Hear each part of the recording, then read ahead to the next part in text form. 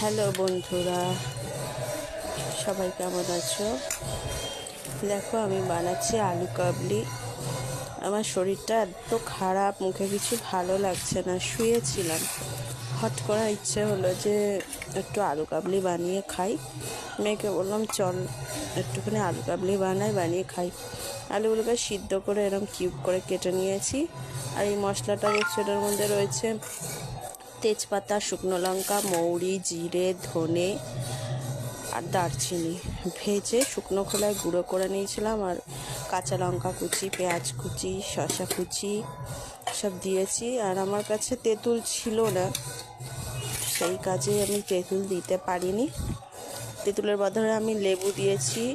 কাগজি লেবু ছিল ঘরে, ওই যা ছিল উপকরণ ঘরে ওগুলোই দিয়েছি। আর বিট লবণ দিয়েছি। যে কাগজি লেবু আছে একটু, এটাই দিয়ে দিই, এগুলোই দিই।